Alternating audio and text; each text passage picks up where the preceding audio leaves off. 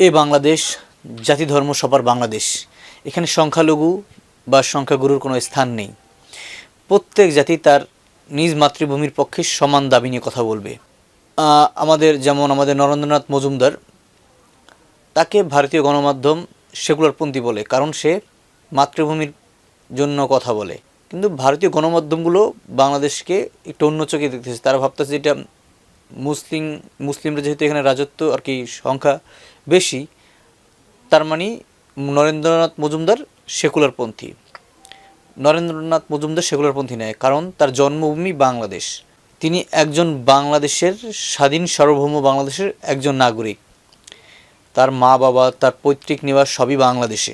তেমনি নরেন্দ্রনাথ মজুমদারের মতো প্রত্যেকটা জাতি, প্রত্যেকটা ধর্ম মত নির্বিশেষে বাংলাদেশ আমাদের সবার।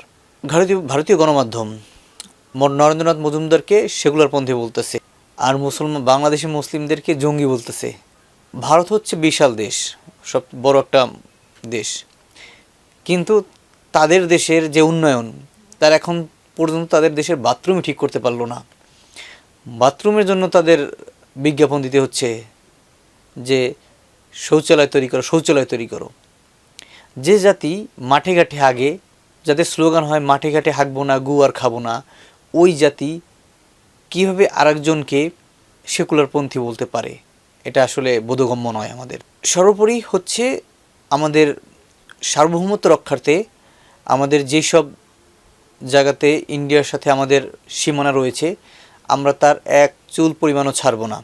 আমরা চোখে চোখ রেখে কথা বলবো, কারণ পৃথিবীর বুকে ইন্ডিয়াই একমাত্র রাষ্ট্র যারা কিনা চীনের বর্ডারে লাথি খাচ্ছে, পাকিস্তানের বর্ডারে লাথি খাচ্ছে। আওয়ামী লীগের আমলে বাংলাদেশ বর্ডারে তারা রাজত্ব করছে, কিন্তু রাজত্ব সবসময় একরকম থাকে না। প্রত্যেকটা রাজারই উত্থান পতন হয়। ঠিক তেমনিও ইন্ডিয়া যদি মনে করে যে আমরা তাদের উপরে প্রেশার ক্রিয়েট করব, সেটা তারা পারবে না।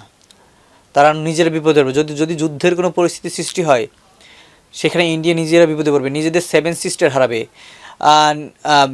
তাদের নিজেদের ভিতরেই একটা দ্বন্দ্ব সৃষ্টি হয়ে যাবে। তারা সবাই তাদের দেশের ভিতরেই একটা সার্বভৌমত্ব, আলাদা আলাদা রাষ্ট্র গঠন হবে। তো বিপদে তারাই পড়বে। ওদিক থেকে চীনও তাদের আক্রমণ করবে, পাকিস্তান তো আক্রমণ করার জন্য প্রস্তুত। আর বাংলাদেশ যদি শুরু করে, পালাবে কোথায় ইন্ডিয়া? পালানোর কোনো রাস্তা নেই।